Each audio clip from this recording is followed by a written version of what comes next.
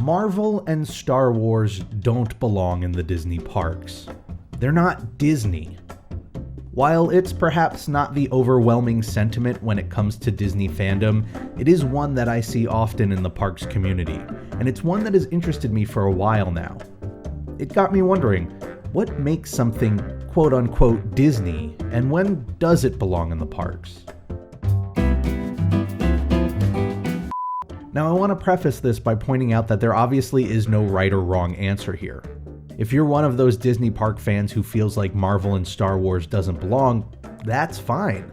Everyone is welcome to enjoy the parks in the way they prefer. And I also want to clarify that I'm obviously not talking about the literal interpretation here.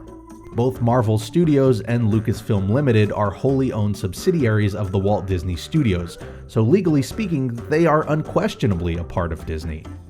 However, with the announcement of 2 Star Wars-based lands and 3 Marvel-themed lands over these last few years, many fans have expressed the opinion that neither property belongs in a Disney park because it just doesn't fit.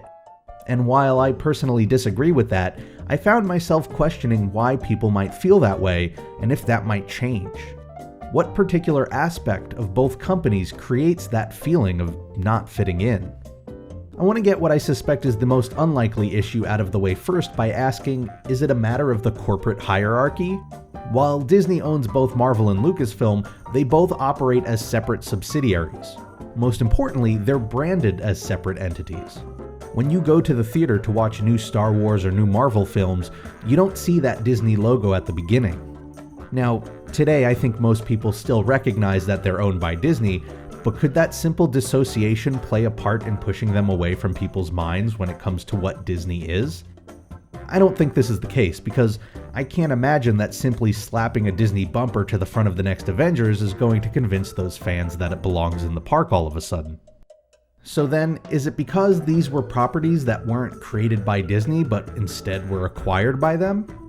Perhaps, but then how do we explain Pixar? To make a long story short, Pixar was born when George Lucas's graphics group was sold in 1986, and it wouldn't be until 2006 that Disney would acquire the company for themselves. So while Disney did act as co-producer, it wouldn't be accurate to say that Toy Story or Finding Nemo or Monsters, Inc. or The Incredibles are Disney films. They're Pixar films, and there was a difference for a long time. Yet I think it's safe to say that there isn't much argument to be found today that none of those properties belong in the parks. Now, in all fairness, those are all properties that were originally created when those films were made. So culturally speaking, we never had time to think of them without Disney somehow being connected. Meanwhile, the Avengers is a concept that dates back to the 1960s. There was nearly half a century of history tied to that property before it was owned by Disney. Star Wars is a franchise that was born in the 1970s, and so it was a major independent cultural icon for 35 years before Disney purchased it. So, could that be the secret? Do these properties feel out of place in the parks for some because they've existed for so long already without Disney being involved? It made me wonder about how audiences received those first handful of feature films from Disney back in the 1930s and 1940s. Disney was known for this original and wonderful creation called Mickey Mouse, and then he makes a film about a fairy tale. Not even an original fairy tale either. He adapts one that had been around for 120 years. A few years later, he moves on to his second film, and again, it's an adaptation. The Adventures of Pinocchio was 57 years old at that time, not too far off from how old the Avengers were when Disney purchased Marvel. And then it goes on and on. Dumbo and Bambi were not only not Disney originals, but they were new enough that Disney had to acquire the rights to make the films, whereas the fairy tales were just in the public domain. So here's Disney, known for these original characters, yet kicking off a feature film legacy with adaptations and paid acquisitions. Yet today, we don't think twice when it comes to these properties. They're woven into the DNA of Disney as a company, and I personally believe it's a product of time. Odds are that you, the person watching this video right now, grew up in a world where Snow White, Dumbo, Pinocchio, and Bambi were all inherently Disney characters. Likewise, you also probably grew up in a world where Iron Man and Luke Skywalker were not. But that's changing. Disney acquired Marvel in 2009, which means there are 10-year-olds today who literally do not know a world in which Marvel and Disney are not one and the same. much in the same way most of us do not know a world in which Snow White and Disney are not one and the same. So I ultimately can't fault Disney for wanting to work brands like Marvel and Star Wars into these parks. While many accuse the move of being a quick cash grab, I believe it's the exact opposite.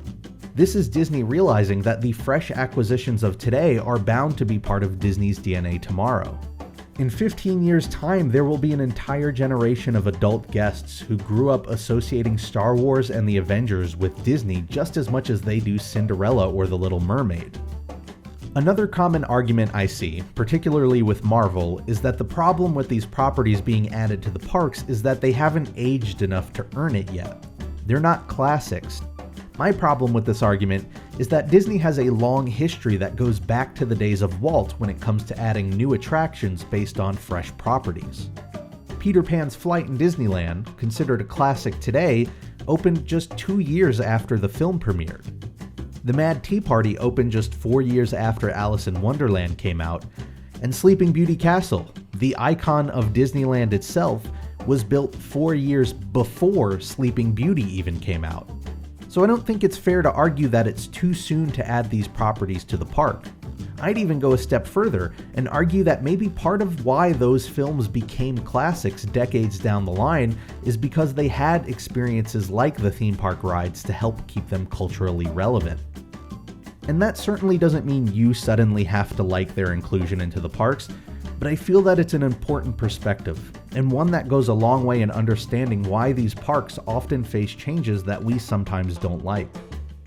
Time marches onward, and as new generations are born and grow up with new favorite films and new favorite genres, it's important for the Disney parks to continue to evolve. Otherwise it just becomes a snapshot of the past.